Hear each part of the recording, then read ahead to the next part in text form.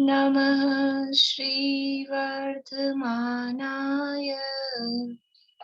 निर्धूत कलिलात्मने सालोकानां त्रिलोकानां यद्विद्यातर्पणायति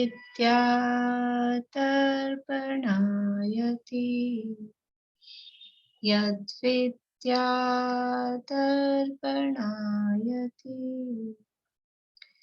सकल पाप मल प्रक्षालक श्री वर्धमान को करूं नमन लोकालोक प्रकाशित करने जिनकी विद्या है दर्पण जिनकी विद्या है दर्पण।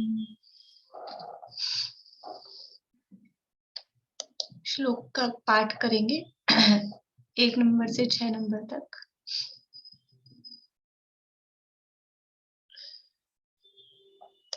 कांता आंटी रत्नकरण शावकाचार नामक ये ग्रंथ है और इसके अंतर्गत हमारी चर्चा आप्त के स्वरूप के संबंध में चल रही थी। लेकिन आज कुछ पूछना आप लोगों से मुझे। हमने शास्त्राभ्यास से होने वाले तत्काल लाभ ये पढ़े थे ग्रंथ चालू होने से पहले। किसको याद है? अभी किसने याद किए हैं? बढ़िया, बोलिए बेला जी। केवल 3-4 लोगों के हाथ खड़े हुए हैं, मतलब किसी ने याद नहीं किए। याद करने हैं सबको, मैं भूलती नहीं हूँ ऐसे, पर वो आगे पढ़ना भी होता है, इसलिए रोज रोज नहीं पूछ सकते।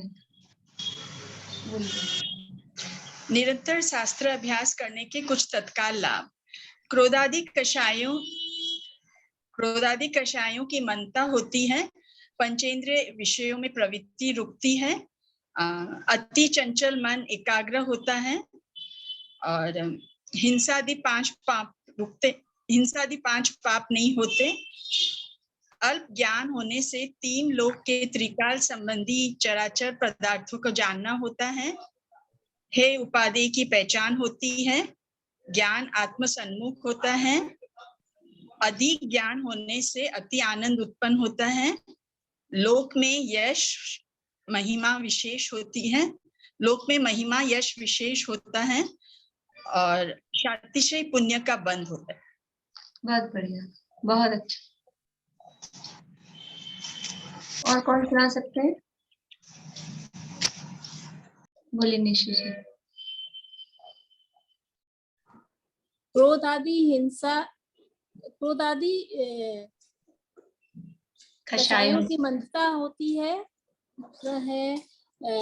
पंचेंद्रिय इंद्रियों के विषयों में प्रवृत्ति रुक जाती है, अत्यंत चंचल मन भी एकाग्र हो जाता है। हिंसादि 5 पाप नहीं होते। अल्प ज्ञान होने पर भी त्रिलोक के त्रिकाल संबंधी चराचर पदार्थों को जानना होता है। ज्ञान आत्म सन्मुख होता है। हे उपादेय का पहचान होता है और लोक में यश और महिमा विशेष होती है। अधिकाधिक ज्ञान होने से आत्मा में सुख का अनुभव होता है।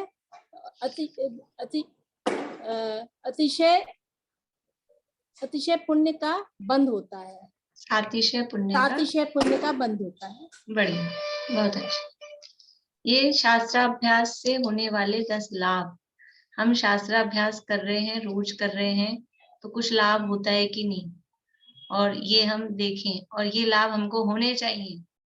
ये लाभ नहीं हो रहे हैं तो हम वास्तव में सच्चे अर्थों में शास्त्राभ्यास नहीं कर रहे हैं। दोनों तरफ से देखना कि हम शास्त्राभ्यास क्यों कर रहे हैं। कभी ऐसा प्रश्न चिन्ह लगे कि हम बेकार में ही कर रहे हैं, तो ये विचार करें कि नहीं, ये तत्काल ही ये लाभ होते हैं, और हम कर रहे हैं तो इनमें से कुछ ना कुछ हमें हो रहा है कि नहीं हो रहा है लाभ, ये भी हम विचार करें। यदि नहीं हो रहा है, इसका मतलब है कि वो शास्त्राभ्यास सच्चा शास्त्राभ्यास नहीं है, सही तरीके से नहीं है, तो कहीं ना कहीं गड़बड़ी है। तो अपनी गड़बड़ी को दूर करने का प्रयास करें। इस तरह से फिर सुनेंगे कलवल किसी से, आप लोग करते रहिएगा। अभी अपनी चर्चा चल रही थी आप्त के स्वरूप के संबंध में। आप्त किसे कहते हैं? आप्त किसे कहते हैं? श्लोक में जवाब देंगे। आप्त किसे कहते हैं? बोलिए मीना चाची।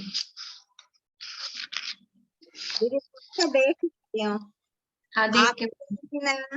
ओच्छिन्न दोषेण सर्वज्ञेन आगमेशिना भवितव्यं नियोगेन न अन्यथा ही आप्तता भवेत्।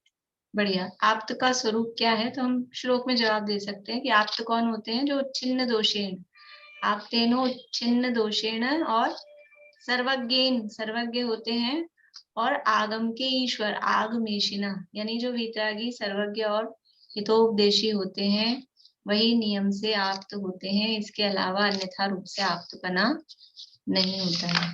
बढ़िया। आप्त किन किन दोषों से, उच्छिन्न दोषेण कहा है, तो जो आप्त हैं वे किन किन दोषों से रहित होते हैं?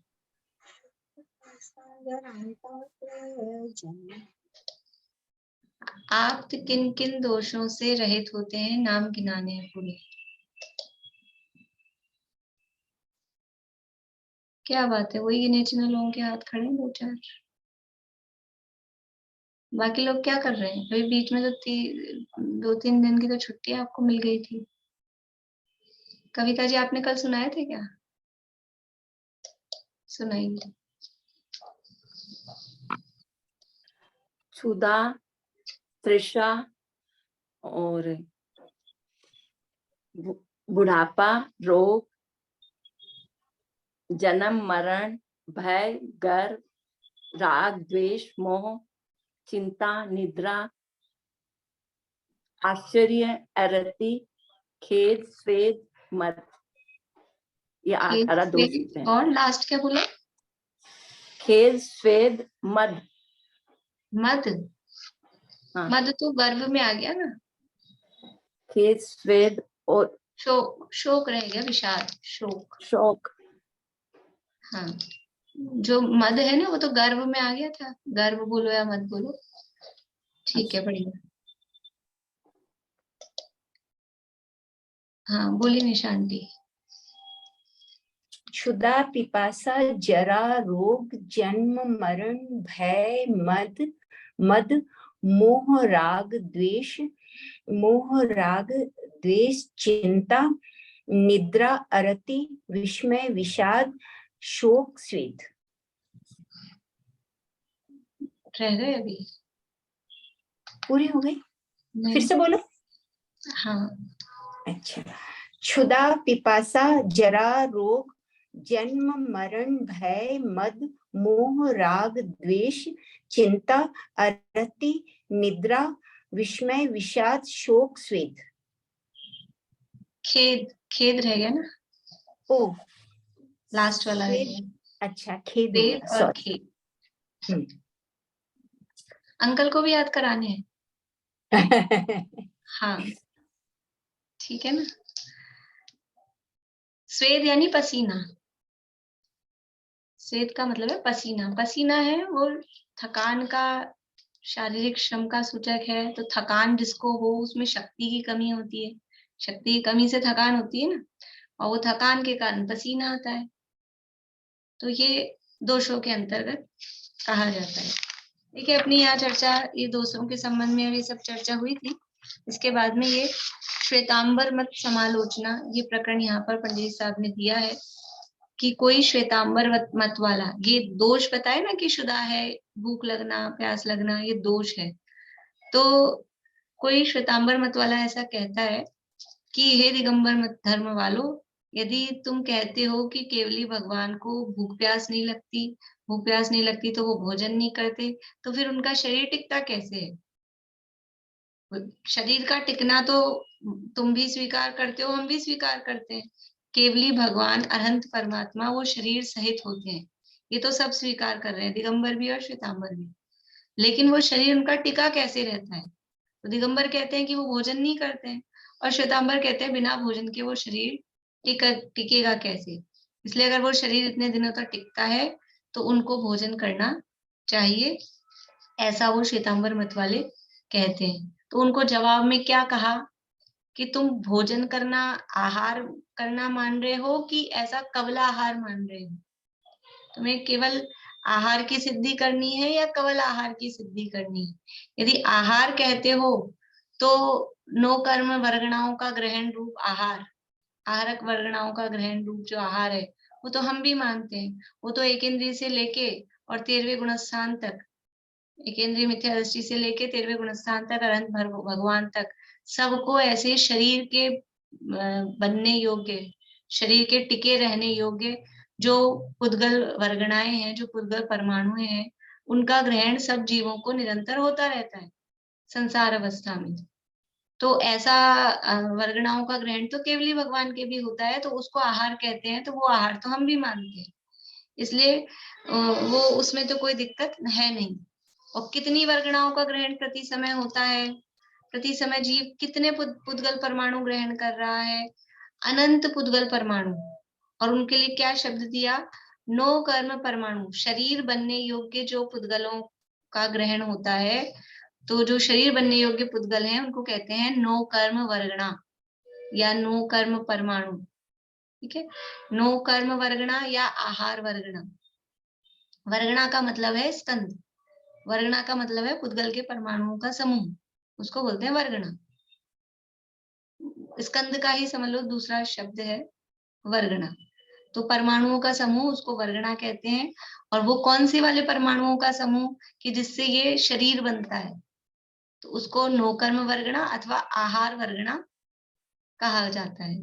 ठीक है, तो जीव प्रति समय कितने नोकर्म वर्गणा को ग्रहण करता है, प्रति समय अनंत नोकर्म वर्गणाओं को ग्रहण करता है। और अकेले नोकर्म वर्गणाओं को ही ग्रहण नहीं करता है, प्रति समय कर्म वर्गणाओं को, कर्मों को भी ग्रहण करता है, वो भी अनंत कर्म वर्गणाओं को ग्रहण करता है।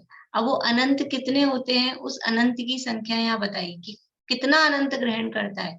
अनंत तो बहुत तरह का है, बहुत प्रकार का अनंत है, तो कितने अनंत ग्रहण करता है, तो उसके लिए संख्या बताई कि सिद्धों का अनंतवा भाग, सिद्ध राशि का अनंतवा भाग और अभव्य राशि से अनंत गुणा, इतना जो अनंत आता है उतनी अनंत नोकर्म वर्गणाओं का ग्रहण हर जीव, हर संसारी जीव, एक इंद्रिय से लेके और 13वें गुणस्थानवर्ती केवली परमात्मा तक सभी संसारी जीव प्रति समय इतनी अनंत नोकर्म वर्गणाओं का ग्रहण कर रहे हैं।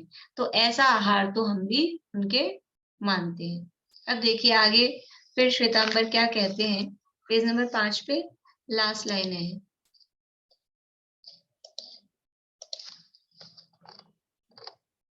यदि तुम यह कहोगे हम तो केवली के कवलाहार अर्थात ग्रास अन्न जलादि अपने समान भोजन करने की तरह मुख में लेकर आहार करना कहते हैं।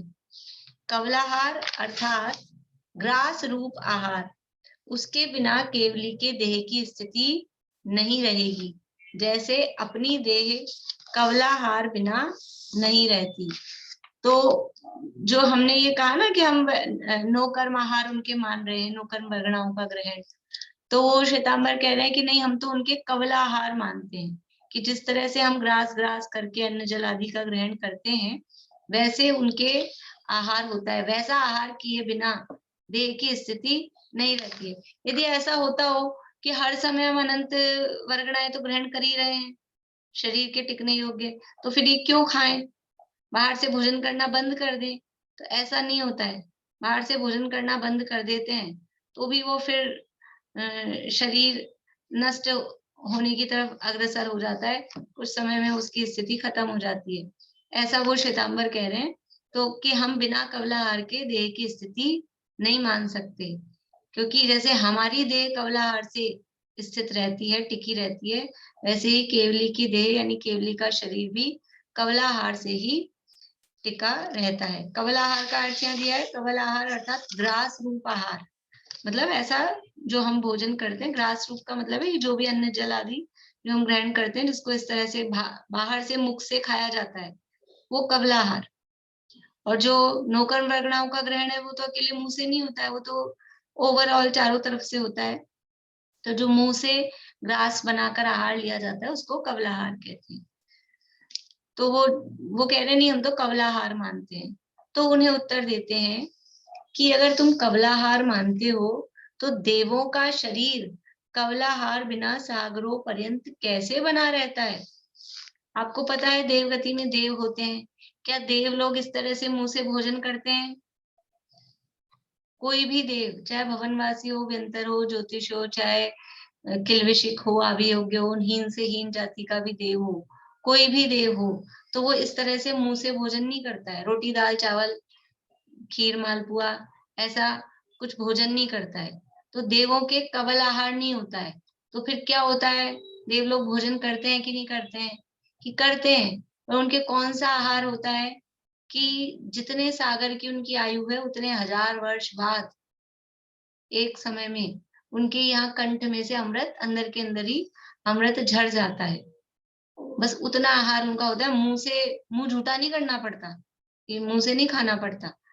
तो उसको बोलते हैं मानसिक आहार।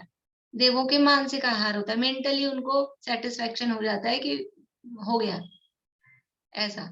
तो देवों के भाई शरीर वो बिना कवलाहार के कितने कितने समय तक, यहाँ तो केवली भगवान की आयु कितनी, केवल मैक्सिमम 1 कोटि पूर्व, 1 कोटि पूर्व संख्यात वर्ष। और देवों की आयु कितनी है? सागरों की मतलब है असंख्यात वर्ष। तो देवों की आयु तो बहुत लंबी है और उनका शरीर इतने इतने सागरों तक बिना कवलाहार के टिकता है। तुम क्या बात करते हो कि कवलाहार के बिना शरीर नहीं टिक सकता है? कवलाहार के बिना देवों का शरीर सागरों सागरों तक टिका रहता है। तो ये वही बात यहाँ कह रहे हैं कि देवों का शरीर कवलाहार बिना सागरों पर्यंत कैसे बना रहता है? समस्त देवों के कवलाहार कभी नहीं होता और देह की स्थिति रहती ही है। इसलिए तुम्हारा तर्क व्यभिचारी हुआ यानी दोषयुक्त हुआ, तुम्हारा तर्क सही नहीं है। इसे एक बात और समझ में आती है कि देवों के कवलाहार नहीं होता। कोई अपन ऐसा माने कि कुछ हम चढ़ा रहे हैं, किसी देव को भोग लगा रहे हैं, वो देव उसको खाता होगा। दुनिया में जो देवों की कल्पना कर रखी है और फिर उसको भोजन सामग्री वहां चढ़ाई जाती है और फिर ये समझा जाता है कि वो देवता उस भोजन सामग्री को ग्रहण करता है। तो ऐसा कभी भी नहीं होता। कोई भी जाति के, चाहे भवनवासी हो, चाहे व्यंतर हो, कोई भी जाति के देव हो, वो कभी भी इस तरह से भोजन आहार करते ही नहीं है। तो फिर देवों के सामने दुनिया भर की सामग्री चढ़ाना, जो अन्य मत में जो देवों की कल्पना कर रखी है, वो कोई देव वो उसको खाते नहीं है। चाहे लड्डू पेड़ा बर्फी चढ़ाओ, चाहे उनके नाम पर बलि चढ़ाओ। बलि चढ़ाना वो तो महाहिंसा है ही। देवों के नाम पे देवों को इस तरह से मांस भक्षी बताना कि वो बलि वो खाते होंगे, ये उनका अवर्णवाद है, ये उनकी विराधना है। इससे दर्शन मोह का आश्रय होता है। तो जो देवों का स्वरूप है, देवगति के जो देव हैं, वो कभी भी इस तरह का भोजन मुंह से कोई आहार करते ही नहीं है। हमारे ये जो लड्डू पेड़ा बर्फी है ना, अच्छे से अच्छे माल, वो तो उनको ऐसे लगते हैं, क्या बोल रहे हैं, विष्टा के समान, कीचड़ के समान। वो अमृत के भोजी होते हैं। तो उनको ये लड्डू पेड़ा बर्फी ये सब कचरा लगता है, कुछ नहीं, वो ऐसा भोजन करते नहीं। बोलिए नेहा जी। तो मैम फिर अगर देवों के बारे में ऐसा कहा गया है तो फिर अपने यहाँ पर जब रोट तीज का उत्सव आता है तो फिर अपन मंदिर में जाके क्यों रोट चढ़ाते हैं? नहीं चढ़ाना चाहिए, गलत है, मंदिर में रोट चढ़ाना ही नहीं चाहिए। बिल्कुल, लेकिन ये मान्यता इतनी ज्यादा है कि यहाँ जो जयपुर में मारवाड़ी समाज है, मंदिर में तो पूरी वेदियां भर जाती हैं रोट से। क्या करें लोग, ये इतना इतना प्रसिद्ध ग्रंथ है, इसमें आएगा ये सब? पढ़ते ही नहीं है लोग। पढ़ते हैं तो कोई मतलब क्या पढ़ते हैं क्या नहीं पढ़ते हैं, बस केवल परिपाटी। मंदिर में तो वैसे भी कोई बनी हुई सामग्री चढ़ाते ही नहीं है, आरंभ सहित है। वो जो हमने बनाया है वो तो रोटी है, वो तो पूरा आरंभ वाला है, तो वो वैसे ही नहीं चढ़ाते हैं। मंदिर में चढ़ाना ही नहीं है। अगर दान निकालने का भाव है तो ज्यादा से ज्यादा आप माली को दे दो, फिर ये ऐसा भाव है। और वो प्रसंग ही अलग है। वास्तव में भी वो कोई त्योहार है कि नहीं है, जिसको जितना बड़े लेवल में हम मनाते हैं, वो उस रूप में वो त्योहार है क्या नहीं है। जयपुर में ही चलता है मुख्य रूप से, और बाहर तो नहीं चलता है, बाहर वालों को समझ भी नहीं आ रहा क्या बात चल रही है। जयपुर में ही मुख्य रूप से चलता है, लेकिन मंदिर में नहीं चढ़ाना चाहिए, गलत है परम। देखिए ठीक है, तो अब ये बात हमने कही, तो अब फिर से वो क्या कहते हैं, मानेंगे थोड़ी ना इतनी जल्दी। तो क्या कहते हैं, मतलब उनकी तरफ से पंडित जी लिख रहे हैं कि अब हमने ये जवाब दिया तो फिर तुम कहोगे, यदि तुम यह कहोगे देवों के देह की स्थिति तो मानसिक आहार से रहती है, मन में आहार की इच्छा उत्पन्न होते ही कंठ में से अमृत झर जाता है, उससे तृप्ति हो जाती है, वह मानसिक आहार है। जिस प्रकार भवनवासी व्यंतर ज्योतिषी कल्पवासी चतुर निकाय के देवों के कवलाहार बिना मानसिक आहार से ही देह की स्थिति रहती है, उसी प्रकार केवली भगवान के भी नो कर्म वर्गणा के आहार से ही देह की स्थिति रहती है। देखो उनको ये उत्तर दिया कि देवों के भी देह की स्थिति रहती है, तो वो क्या कह रहे हैं, वो कह रहे हैं देवों के जो देह की स्थिति रहती है वो उनके मानसिक आहार से रहती है, बिना कवलाहार के नहीं रहती है, होती है, ऐसा नहीं है। उनके भी मानसिक आहार होता है, और फिर वो तो देव है, उनका तो शरीर भी अलग ही है, इसलिए उनके देह की स्थिति रहे वो तो ठीक है, लेकिन केवली भगवान के कैसे रह सकती है। तो फिर इसी में जवाब भी दिया कि जिस प्रकार भवनवासी व्यंतर ज्योतिष कल्पवासी ये चतुर निकाय यानी 4 प्रकार के देवों के कवलाहार के बिना मानसिक आहार से ही देह की स्थिति रहती है। समझ में है? देखो यहाँ पे तर्क दिया था अपन ने कि देवों का शरीर भी तो रहता है कवलाहार के बिना, तो वो सामने वाले कह रहे हैं कि उनके तो मानसिक आहार होता है, कवलाहार के बिना रहता है, लेकिन मानसिक आहार तो उनके होता है। तो फिर यहाँ से वो वापस जवाब दे रहे हैं कि जिस प्रकार कवलाहार बिना मानसिक आहार से ही उनके देह की स्थिति रहती है, उसी प्रकार केवली भगवान के भी कवलाहार के बिना ये नोकर्म वर्गणा, कर्म नोकर्म वर्गणा का जो आहार है, इसको नो कर्म आहार कहते हैं, इस नो कर्म आहार से उनके देह की स्थिति रहती है। समझ में आई बात? देखो क्या कहा कि जो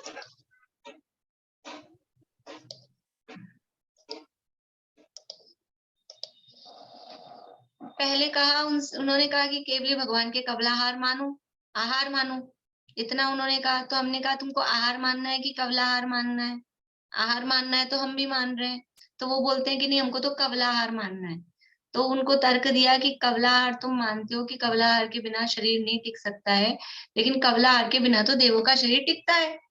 तो फिर वो कह रहा है कि उनके कवलाहार नहीं होता, लेकिन मानसिक आहार तो होता है, मानसिक आहार से उनका शरीर टिका रहता है। तो फिर उसको तर्क दिया कि जिस प्रकार बिना कवलाहार के मानसिक आहार से उनका शरीर टिक रहा है, तो वैसे ही यहाँ केवली भगवान के भी बिना कवलाहार के नोकर्म आहार से वो शरीर टिक सकता है। मतलब यहाँ सिद्ध क्या करना है कि केवली भगवान के ऐसा ग्रास रूप जो आहार है वो आहार उनके नहीं होता है, टोटली आहार नहीं होता है, ये सिद्ध नहीं कर रहे हैं। नोकर्म वर्गणाओं के ग्रहण रूप आहार तो होता है, लेकिन जो इस तरह से हम भोजन करते हैं वैसे वो भी भोजन करते हैं, उनको भी भोजन करना पड़ता है, ये बात सही नहीं है। तो यहाँ कवलाहार का निषेध किया जा रहा है। तो देवों में कवलाहार नहीं होता फिर भी उनका शरीर टिका रहता है मानसिक आहार से, वैसे ही केवली भगवान के भी कवलाहार नहीं होता, नोकर्म आहार से उनका शरीर टिका रहता है। ऐसा मानने में क्या प्रॉब्लम है? ऐसा मान सकते हैं ना, जब किसी एक का रह सकता है तो दूसरे का भी रह सकता है। और वो तो देव है, ये तो देवाधिदेव है, रंग भगवान है, इनका भी टिका रह सकता है। समझ में आया आप लोगों को? ये जो 3rd पॉइंट है ना, इसी में मतलब प्रश्न भी है और जवाब भी मिक्स है, समझ लीजिए। इसमें अलग से नहीं लिखा कि उन्हें उत्तर देते हैं, ये नहीं लिखा, लेकिन जिस प्रकार जो है ना वहां से आप लिख सकते हैं पेंसिल से कि ये उत्तर है यहाँ से। अब आगे 4 नंबर का पॉइंट, यदि तुम कहोगे केवली की तो मनुष्य गति के शरीर में स्थिति है, इसलिए अपनी देह के समान कवलाहार से ही उनकी देह की स्थिति मानते हैं। भाई वो आप तो देवों से कंपैरिजन कर रहे हो, देव तो देव है, उनका तो वैक्रियक शरीर है, उनका शरीर टिक जाता है मानसिक आहार से, लेकिन केवल तो जो केवली भगवान है वो तो मनुष्य गति में स्थित है, मनुष्य उनका शरीर है, तो मनुष्य गति के शरीर में उनकी स्थिति है, यानी वो जो है अभी मनुष्य गति में है। इसलिए जैसे अपनी मनुष्य देह है, अपनी मनुष्य देह को कवलाहार चाहिए होता है, वैसे ही उनकी देह को भी अपनी देह के समान कवलाहार से ही उनके देह की स्थिति माननी चाहिए। केवली की तो मनुष्य गति के शरीर में स्थिति है, इसलिए अपनी देह के समान कवलाहार से ही उनकी देह की स्थिति मानते हैं। वो भी मनुष्य, हम भी मनुष्य। आप देवों से क्यों मिलान कर रहे हो? मनुष्य से मनुष्यों का मिलान करो। तो जैसे हम मनुष्यों को कवलाहार आवश्यक होता है, वैसे ही वो भी मनुष्य है, उनको भी कवलाहार होना चाहिए। ये उनका तर्क है, उससे कहते हैं। जब आप क्या कह रहे हैं, यदि आप अपने शरीर से कंपैरिजन कर रहे हो ना, मनुष्य मनुष्य, कि हम मनुष्य वो मनुष्य, हमको भोजन चाहिए तो उनको भोजन चाहिए, तो कह रहे हैं तो अपने शरीर के समान पसेव, खेद, उपसर्ग, परिचय आदि भी केवली के मान्य होंगे। हमारे शरीर में तो न जाने क्या क्या होता है। हमारा शरीर कैसा है? हमारे शरीर में कमजोरी होती है, पसीना आता है, उपसर्ग हो जाते हैं, परिचय होते हैं। ये हमारे शरीर में तो दुनिया भर की समस्याएं हैं। हम तो एक घंटा इस तरह से बैठ नहीं सकते हैं। हमको तो 2-2 मिनट में आसन बदलने को चाहिए। हमारे शरीर की क्या स्थिति है? अगर अपने शरीर से मान रहे हो कि अपना शरीर को कवलाहार चाहिए, तो उनको भी कवलाहार चाहिए, तो फिर उनको ये सब भी मानने पड़ेंगे कि उनके पसीना भी आएगा, वो थक भी जाएंगे बैठे बैठे। फिर आप कहोगे उनको लेटने को भी चाहिए। मनुष्यों का शरीर है, कंटिन्यू कैसे बैठा रह सकता है? सिरहाना लगाने को भी चाहिए। सारी दुनिया भर की बातें हो जाएंगी फिर। बोलिए। हाँ, देखो आज एक प्रश्न ऐसा पूछना पड़ रहा है आपसे, ये श्वेतांबर मत उत्पन्न कैसे हुआ? अपनी भी भ्रांति उत्पन्न कर ली पर्सनल व्यक्तियों ने, कि अब कुन आचार्य अमृताचार्य को नहीं मानते श्वेतांबर मत वाले? हाँ। अच्छा अच्छा, उनको नहीं मानते हो? हाँ, सर्वज्ञ मानते हैं। सर्वज्ञ मानते हैं, लेकिन ये इन्हीं मतों में, मतलब यहाँ कंट्रोवर्सी है ना, इन्हीं मान्यताओं में।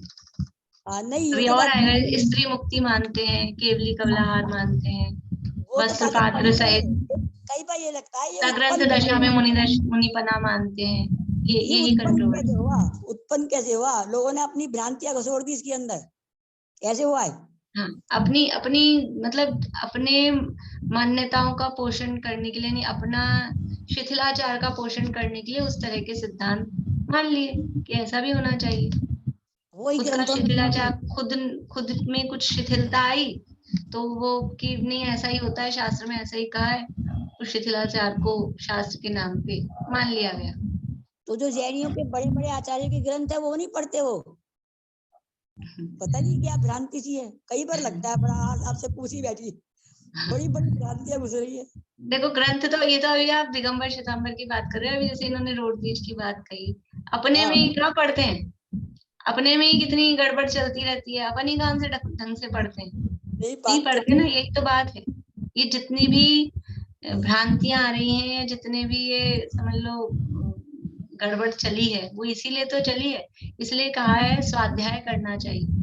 स्वाध्याय से समस्त समस्याओं का, समस्त भ्रांतियों का निराकरण होता है, यथार्थ स्थिति समझ में आती है। खोल के पढ़े तो आचार्य तो लिख गए, खोल के पढ़ेंगे ही नहीं तो फिर क्या होएगा? ये पता कैसे चलेगा वस्तु स्थिति क्या है? हाँ, अपने मन से ही कल्पना, अपने मन से ही माने जा रहे हैं। अपने मन से ही मान लिया कि वो मनुष्य, अपन मनुष्य, अपने को भोजन चाहिए, उनको ही भोजन चाहिए। अभी देखो कोई अमेरिका में रहता हो, कोई बड़ा राजा महाराजा हो, तो वो जिस लाइफस्टाइल में रहता है, एक वो उदाहरण आता है एलिजाबेथ का, कि वो इंग्लैंड से यहाँ आई भारत में, तो भारत में तो जरा गरीबी, भुखमरी, इस तरह की स्थिति, तो कोई बच्चा रो रहा था, तो उन्होंने पूछा अपनी मम्मी से कि मम्मी ये रो क्यों रहा है? कि बेटा इसके पास में ब्रेड नहीं है। अब वो इंग्लिश में तो ब्रेड ही बोलते हैं ना रोटी को, कि इसके पास में ब्रेड नहीं है। तो क्या बोलती है वो? ब्रेड नहीं है तो बिस्किट खा लो। वो तो अपना इतना ही सोचेंगे ना कि हमारे घर में जब ब्रेड नहीं होती तो हम बिस्किट खाते हैं, लेकिन जिनके पास ब्रेड नहीं है, मतलब रोटी की व्यवस्था नहीं हो, क्या बिस्किट खाएगा? तो ये मतलब वो उसकी दिमाग उतना ही काम करता है जो जैसी परिस्थितियों में रहता है ना, तो वो जिन परिस्थितियों में है कि हम मनुष्यों की जैसी स्थिति में हैं, तो वो आगे का सोचते ही नहीं कि आगे मतलब इससे अलग कुछ हो सकता है। मुनि दशा का क्या स्वरूप हो सकता है, केवली भगवान का क्या स्वरूप हो सकता है, किस तरह से यथार्थ स्वरूप हो सकता है, निर्ग्रंथ दशा क्या चीज है, ऐसे भी कोई रह सकता है नग्न दिगंबर सर्दी गर्मी आदि में, भूख प्यास आदि की अवस्था में कोई किस तरह से रह सकता है।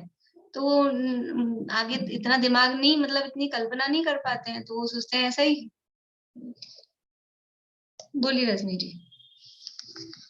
नहीं, ये जो कर्म और नौकर्म वर्गना बोलते हैं, तो ये अयोग केवली जब हो जाते हैं, या अरहंत मतलब अरहंत परमेष्ठी केवल ज्ञान, उनके कर्म वर्गना कहाँ से आएंगी? नहीं आती है, तो फिर अयोग उनको केवली में ये नहीं आहार आती कैसे? है। हाँ, तो फिर उनको ये आहार कैसे उनको मिलेगा जब ये वर्गना ही नहीं है उनके? अयोग केवली के नहीं है ना, सहयोग केवली 13वें गुण स्थान में।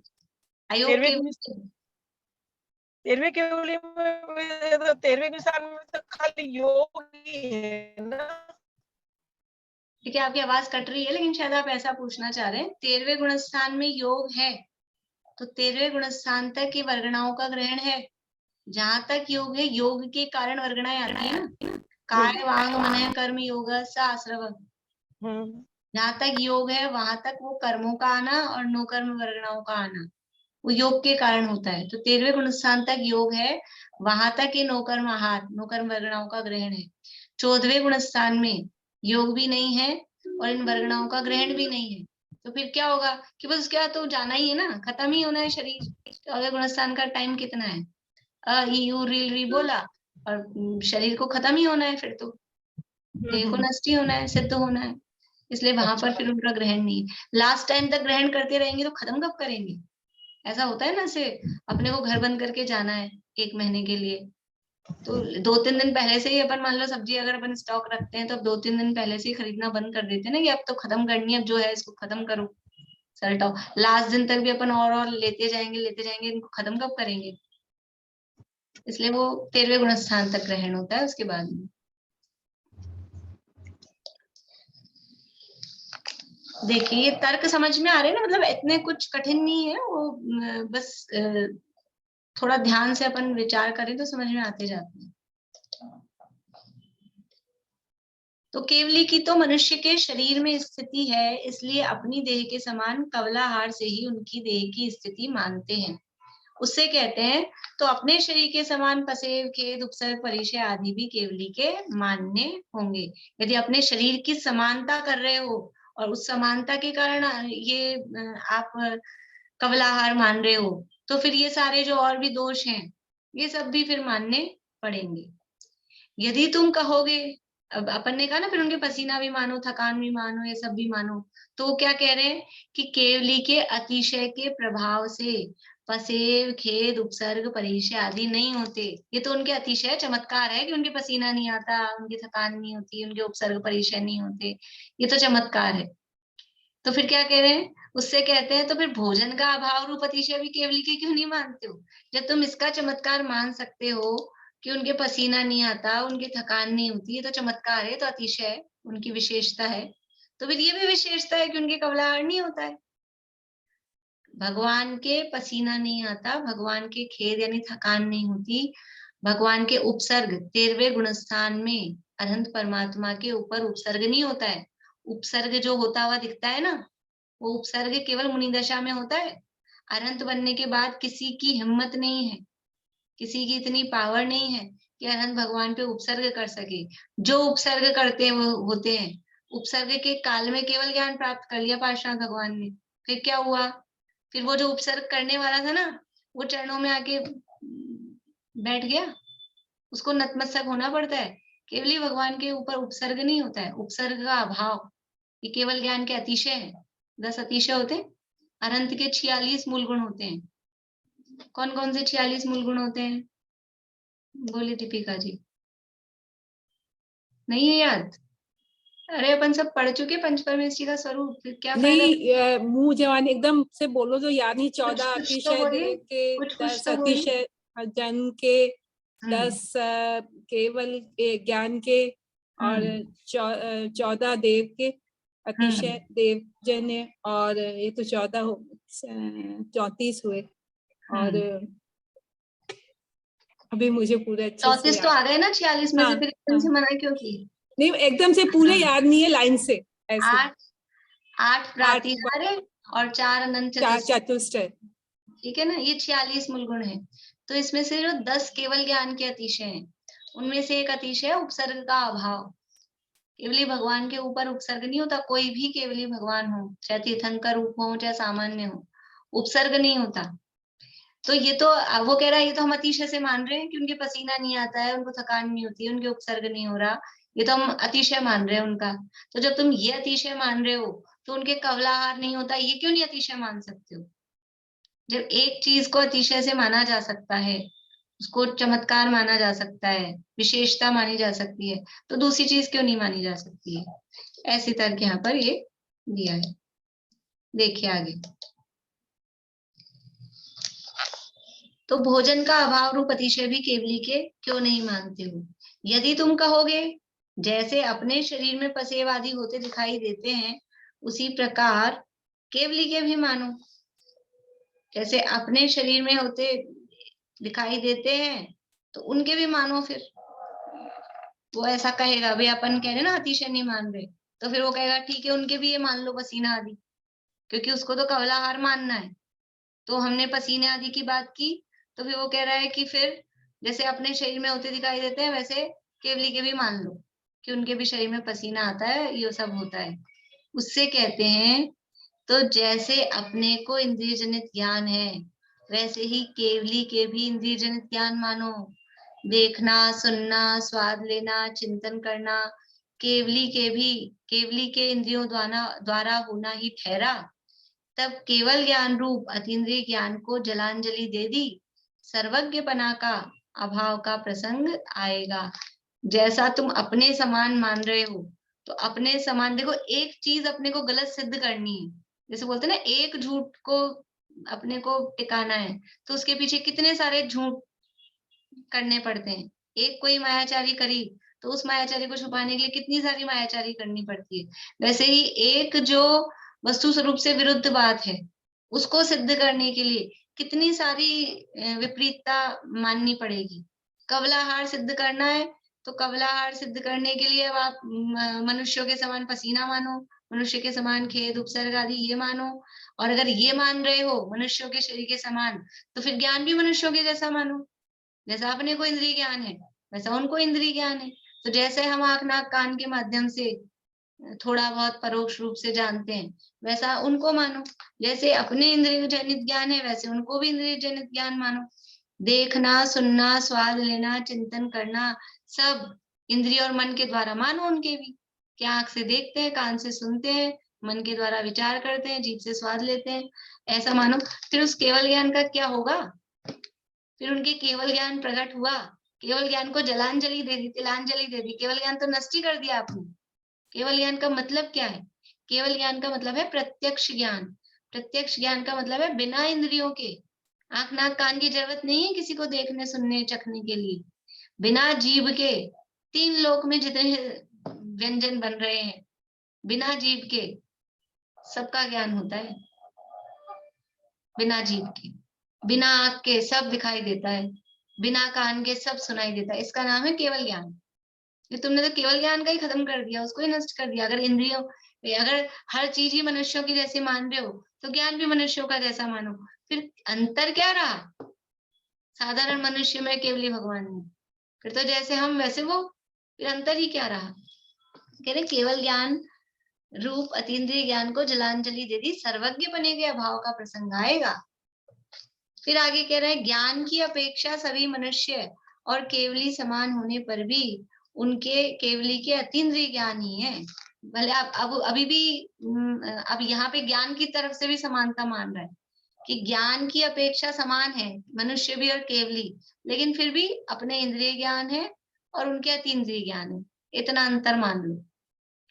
जैसे हमने कहा ना कि आंख नाक कान से उनको जानना पड़ेगा, ये तो ठीक है, ज्ञान की अपेक्षा हम और वो सब समान हो गए, लेकिन बस ये है कि हमारा ज्ञान तो इंद्रिय ज्ञान है और उनका ज्ञान अतीन्द्रिय ज्ञान है, इतना अंतर मानो।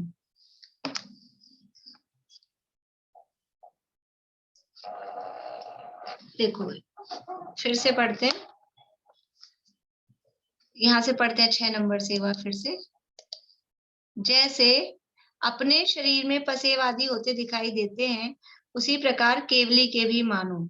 उससे कहते हैं, तो जैसे अपने को इंद्रिय जनित ज्ञान है, वैसे ही केवली के भी इंद्रिय जनित ज्ञान मानो। देखना, सुनना, स्वाद लेना, चिंतन करना केवली के इंद्रियों द्वारा होना ही ठहरा। तब केवल ज्ञान रूप अतीन्द्रिय ज्ञान को जलांजलि दे दी। सर्वज्ञपना का अभाव का प्रसंग आएगा। यदि तुम यह कहोगे, ज्ञान की अपेक्षा सभी मनुष्य केवली समान होने पर भी केवली के अतीन्द्रिय ज्ञान ही, अगर तुम ऐसा कहोगे कि भाई ज्ञान ऐसा मान रहे हैं, तो भी केवली के तो अतीन्द्रिय ज्ञान है, इसलिए वो समानता बनेगी नहीं। यहाँ थोड़ा मतलब समझ लो, यहाँ प्रश्न में लगा के छोड़ा है, उसमें जवाब में ऐसा आएगा कि यदि ज्ञान की अपेक्षा समान मान रहे हो, तो भी केवली के तो अतीन्द्रिय ज्ञान ही है, इसलिए वो समानता बन नहीं सकती है, क्योंकि मनुष्यों के तो है इंद्रिय ज्ञान और केवली भगवान के है अतीन्द्रिय। अतीन्द्रिय के मतलब है इंद्रियों के बिना होने वाला ज्ञान। आंख नाक कान उनके नहीं है। आंख नाक कान नहीं है मतलब आंख नाक कान से उनको ज्ञान नहीं होता है। वो भले ही शरीर में दिखाई देते हो, लेकिन उनको उससे ज्ञान नहीं होता है, तो उनके तो अतीन्द्रिय ज्ञान ही है। उससे कहते हैं, देह में स्थिति समान होने पर भी कवलाहार का अभाव क्यों नहीं मानते हो। अब कह रहे हैं कि जब ये तुम देह में स्थिति समान है, उनके देह में स्थिति बनी हुई है, और ये ज्ञान में अंतर है, हमारे इंद्रिय ज्ञान है, उनके अतीन्द्रिय ज्ञान है, फिर उनके कवलाहार का अभाव क्यों नहीं मानते हो कि उनके कवलाहार नहीं होता है, देह में टिके रहते हैं, लेकिन अन्य कारणों से टिके रहते हैं, कवलाहार से नहीं टिकते, ऐसा क्यों नहीं मानते हो। यदि तुम यह कहोगे, केवली के वेदनीय कर्म का सद्भाव है, इसलिए भोजन की इच्छा उत्पन्न होती है, अतएव कवलाहार में प्रवृत्ति होती है। यदि तुम ऐसा कहोगे, तो वो केवली भगवान के, अनंत भगवान के कितने कर्म हैं? अनंत भगवान के अभी वर्तमान में कितने कर्म हैं? बोलिए अनीता जी। 4। कौन कौन से हैं? नाम, गोत्र और वेदनीय। 3 आयु, नाम, गोत्र, वेदनीय। आयु, नाम, गोत्र और वेदनीय, ये 4 कर्म उनके बाकी हैं। तो उनके वेदनीय कर्म का सद्भाव है कि नहीं है? 4 नष्ट हुए हैं, ज्ञानावरण, दर्शनावरण, मोहनी, अंतराय, ये तो नष्ट हो गए, लेकिन आयु, नाम, गोत्र और वेदनीय, ये 4 बाकी हैं। तो वेदनीय कर्म का सद्भाव है। और वेदनीय कर्म के 2 भेद हैं, एक साता वेदनीय और एक असाता वेदनीय। साता वेदनीय से अनुकूलता वेदन में आती है, असाता वेदनीय से प्रतिकूलता रूप वेदन में आता है, ये उनका काम है। तो केवली भगवान के कौन से वेदनीय का उदय होता है? साता का होता है कि असाता का होता है? केवली भगवान के दोनों का उदय होता है, साता का भी असाता दोनों उदय में है। तो असाता का उदय लेकिन कैसा होता है? वो असाता का उदय ऐसा होता है जैसे समुद्र हो, एक समुद्र में एक बूंद, लेकिन होता है, कर्णा नियोग में उसको स्वीकार किया गया है। वहां से ये प्रश्न लगा रहे हैं कि केवली भगवान के वेदनीय कर्म का सद्भाव है, उनको असाता का उदय होता है, और वो असाता के उदय के कारण उनको भूख लगती है, भोजन करने की इच्छा होती है। बोलिए ईशा। असाता क्यों होगी भाभी उनको? तो वो तो शरीर, केवली भगवान तो शरीर जन्य रहे ही नहीं, तो फिर शरीर तो है ना केवल। देखो, असाता से साता, असाता से शरीर का संबंध नहीं है, शरीर का संबंध तो नाम कर्म से है, नाम कर्म का उदय है। और ऐसे ही वेदनीय कर्म में दोनों प्रकार की वेदनीय का उदय 14वें गुणस्थान तक यानी बना रहता है। तो लेकिन वो असाता का उदय कैसा है कि सिंधु में बिंदु के समान। जैसे कि समझ लीजिए, अपने आज घी का त्याग है, आज बुधवार है ना, मान लीजिए कि घी का त्याग है, और हमने दाल बनाई, एक बड़ी भगोना भर के दाल, और एक बूंद उसमें घी टपक गया, एक बूंद घी टपक गया उसमें गलती से। अब जिसके घी का त्याग है और उसको पता चल गया है कि इसमें घी डल गया एक बूंद, वो उस दाल को ग्रहण करेगा कि नहीं करेगा? क्यों नहीं करेगा? बोलो क्यों नहीं करेगा? त्याग है उसको घी का। तो घी का त्याग है तो क्या हुआ, उसमें तो एक बूंद ही तो डला है। त्याग तो त्याग है, एक हाँ, तो बूंद। उसमें गिरा है ना, डला है ना, मतलब उसका सद्भाव है ना। तो सद्भाव है तो उसको कहा जाएगा कि है। भले ही वो घी कोई बड़ा अपने को ताकत नहीं देगा एक बूंद घी इतने सारे उसमें, लेकिन है तो उसको कहा जाएगा है। ऐसे ही केवली भगवान के इतना सारा समुद्र जितना साता का उदय होता है। साता का उदय कितना है? समुद्र जितना। और असाता का उदय कितना है? एक बारीक सी बूंद जितना। लेकिन है तो उसको है कहा जाएगा। नहीं, मैं ये पूछना चाह रही हूँ कि असाता किस प्रकार की होती है उन्हें, मतलब। प्रकार नहीं होता है, कुछ असाता का काम भी नहीं होता है, क्योंकि उस बूंद का कुछ काम, जैसे मैंने कहा ना, उस घी का क्या काम दिखेगा? इतने बड़े भगोने में मान लीजिए 10 किलो दाल में वो एक बूंद घी गिरा, तो वो घी अपने शरीर में जाके क्या अपने को वो क्या बोलते कोलेस्ट्रॉल बढ़ाएगा, कुछ करेगा? कि वो काम कुछ भी नहीं दिखेगा। ऐसे केवल भगवान की भी वो असाता का कुछ काम नहीं दिखने वाला है, कोई टाइप नहीं दिखेगा उसका कि कुछ उदय है।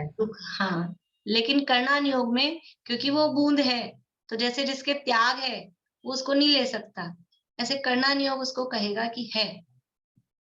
ठीक है, बोलिए आंटी।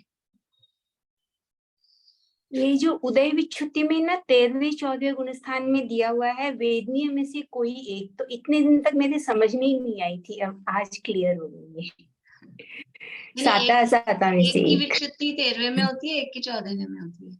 अच्छा, तो तो किसी के कुछ भी हो सकती है, किसी के साता की पहले हो जाती है, किसी के असाता की पहले हो जाती है। अच्छा वो आप बता दिए, क्योंकि दोनों में वेदनीय में से कोई एक लिखा हुआ है। हाँ, यानी किसी के असाता 14वें गुण स्थान तक चलती है, किसी के 13वें तक चलती है, ऐसा है।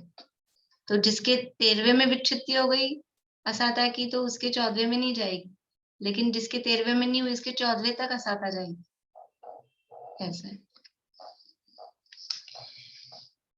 देखिए, तो यहाँ कहा कि यदि तुम कहोगे केवली के वेदनीय कर्म का सद्भाव है, इसलिए भोजन करने की इच्छा होती है, इसलिए अतएव कवलाहार में प्रवृत्ति है। केवली के वेदनीय कर्म का सद्भाव है, और वेदनीय कर्म जो असाता वेदनीय कर्म है उसके उदय से भूख लगती है। भूख क्यों लगती है? असाता वेदनीय कर्म के उदय से भूख लगती है, तो उनके भी असाता का सद्भाव है, सद्भाव है, इसलिए उनको भूख लगती है। और भूख लगती है तो फिर उनके भी कवलाहार में भूख लगती है तो क्या करते हैं? भोजन करते हैं। तो उनके असाता का उदय है, असाता का उदय है तो भूख लगेगी, भूख लगेगी तो वो भी भोजन करेंगे। ऐसा ये यहाँ पर कह रहे हैं। तो उससे कहते हैं कि इस प्रकार कहना भी उचित नहीं है। ये जो आप कह रहे हो ना उनके वेदनीय कर्म का सद्भाव है, असाता का सद्भाव है, वो सद्भाव कैसा है पहले उसको समझना पड़ेगा। कर्णानियोग तो कर्णानियोग का मतलब है बिल्कुल एक एक कर्णानियोग को कहते हैं जैसे रत्न तोलने का जो तराजू होता है ना, एक तो देखो तराजू होता है लकड़ियां तुलती हैं, कोयले तुलते हैं, उसमें 100-200 ग्राम ऊपर नीचे भी हो जाए तो कुछ फर्क नहीं पड़ता, चलता है। एक तराजू ऐसा होता है। दूसरा तराजू ऐसा होता है कि अनाज वगैरह तुलते हैं, तो उसमें 10-20 ग्राम ऊपर नीचे हो जाता होगा। तीसरा तराजू होता है, समझ लीजिए अपने और थोड़े फल फ्रूट तोलने वाला, उसमें वो बराबर पूरा हिसाब से करेगा, ज्यादा ऊपर नीचे नहीं करता है। और एक होता है रत्न तोलने वाला तराजू। रत्न कैसे तुलते हैं, ज्वेलरी कैसे तुलती है, कभी देखा आप लोगों ने, देखा ही होगा।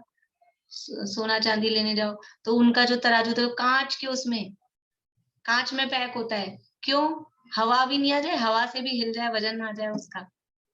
इतनी बारीकी से सेंट में चलता है, रत्ती सेंट एकदम बारीकी में। ग्राम ग्राम तो कहना ही क्या, ग्राम में तो अपन लाते ही हैं कितने ग्राम सोना ला रहे हैं, किलो में तो कौन सोना ला रहा है।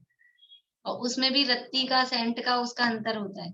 तो करना नियोग है ना, वो ऐसा रत्न तोलने जैसा है, एकदम बारीकी से देखता है कि असाता का उदय इतना सा भी ना, इतना सा भी, तो कह देगा कि है।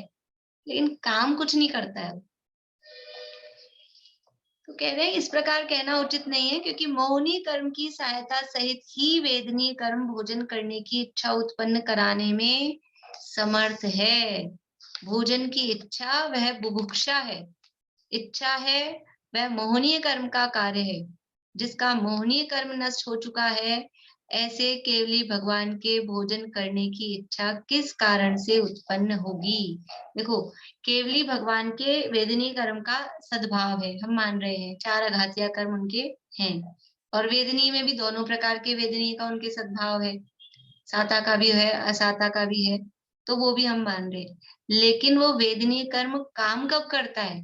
वो वेदनीय कर्म सुख दुख का वेदन कराता है, लेकिन कब कराता है? कि जब उसके पीछे मोहनीय कर्म बल दे रहा हो ना, उसके पीछे मोहनीय कर्म लगाओ, तब वो सुख दुख का वेदन कराता है।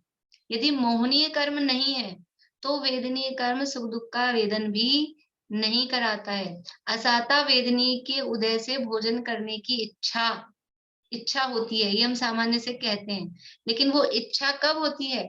इच्छा है ये मोहनीय कर्म का काम है। असाता वेदनीय का अकेला उदय आए लेकिन मोहनीय कर्म नहीं हो तो वो इच्छा नहीं हो सकती है। इच्छा का मतलब है मोहनीय कर्म। इच्छा को अपन कषाय में देखें तो वो लोक कषाय के अंतर्गत आती है जो इच्छा है। तो मोहनीय कर्म तो केवली भगवान के है नहीं, है तो हम सब स्वीकार कर रहे हैं, 4 घातीय कर्मों का उनके नाश हो गया है। इसलिए मोहनीय कर्म की सहायता सहित ही वेदनीय कर्म भोजन करने की इच्छा उत्पन्न कराने में समर्थ है। भोजन की इच्छा व बुभुक्षा, ये बुभुक्षा बोलते हैं भोजन करने की इच्छा, और इच्छा है वह मोहनीय कर्म का काम है। जिनका मोहनीय कर्म नष्ट हो चुका है, ऐसे केवली भगवान के भोजन करने की इच्छा उत्पन्न नहीं हो सकती है। तो आप कह रहे हो कि उनके भोजन करने की इच्छा होती है, असाता अकेला असाता इतना काम नहीं कर सकता है। असाता तो क्या बोलते हैं, असाता के कंधे पे बंदूक रख के मोहनीय कर्म वो गोली चलाता है। मोहनीय कर्म जो ये है ना इच्छा, वो तो असाता के नाम से अपने को दिखाता है कि असाता का उदय है इसलिए भोजन की इच्छा हुई। वास्तव में है मोहनीय कर्म का काम कि भोजन की इच्छा, भूख लग रही है और इच्छा हो रही है, ये सब काम मोहनीय कर्म के हैं। मोहनी के प्रेशर से, मोहनी के जोर से ही वो काम होता है। अब मोहनी कर्म ही नहीं है तो अकेला असाता वेदनीय है, वो भी इतना नाम मात्र का, वो कुछ काम करने में समर्थ नहीं है। मोहनीय कर्म है राजा के समान और बाकी के कर्म है प्रजा के समान। अब जिसका राजा को गोली लग गई, राजा को तीर लग गया, राजा मर गया, अब वो सेना कर लेगी कुछ दूसरे शत्रु राजा का? ये सेना तो अपने आप ही सरेंडर हो जाने वाली है, सेना कुछ नहीं कर सकती। अगर राजा नष्ट हो गया है तो मोह राजा के नष्ट हो जाने पर फिर अन्य कोई भी ये जो वेदनी आदि कर्म है वो कुछ उसको उदय करने को उत्पन्न नहीं होती। बोलिए रश्मि जी। नहीं, मेरे को समझ में आ गया, आपने बाद में बताया ना मोहनीय कर्म का, मैंने वो तो रहता ही नहीं है, तो फिर कहाँ से असाता, समझ में आ गया। वेदनीय कर्म की जो बात चली ना, वो दोनों ही प्रकृतियां 14 में जाती हैं। वो द्विचरम समय में एक जाएगी, एक चरम समय में जाएगी। आप जो कह रहे हो जाने की बात, वो सत्व विच्छुत्ति की बात कह रहे हो। वो आंटी पूछ रही थी उदय विच्छुत्ति की बात, यहाँ उदय की बात चल रही है, सत्व की। सत्ता तो 14वें में जाएगी, सत्ता अलग है, उदय अलग है। नहीं, वैसे तो अलग है, लेकिन सत्ता के हिसाब से नहीं तो वैसे अभी बात सत्ता की चल ही नहीं रही थी, अभी बात उदय की बात चल रही थी ना। तो उदय में भी दोनों उदय में नहीं है उस टाइम, 13वें में दोनों उदय में है, 14वें में एक उदय में रहेगी। हाँ, तो 14वें की बात की ना, 14वें में तो वो उनका प्रश्न वही था, मैंने उनके खाली अकेला उन्हीं को जवाब दिया था उनके हिसाब से। ठीक है, कोई बात नहीं। इस तरह से ये जो केवली भगवान है उनके कवलाहार सिद्ध नहीं होता है। कैसा भी जो तर्क दें कि मनुष्यों का जैसा शरीर हो, शरीर होने मात्र से, मनुष्य होने मात्र से, असाता कर्म का उदय होने मात्र से उनके कवलाहार मानना वो उचित नहीं है। कवलाहार की सिद्धि उनके नहीं होती है, ये यहाँ कह रहे हैं। अभी और तर्क आगे दिए हैं, अभी ये 1-2 पेज इसमें दिए हैं और करेंगे अपन चर्चा आगे। अभी यही पूरा करते हैं। जिनवाणी स्तुति।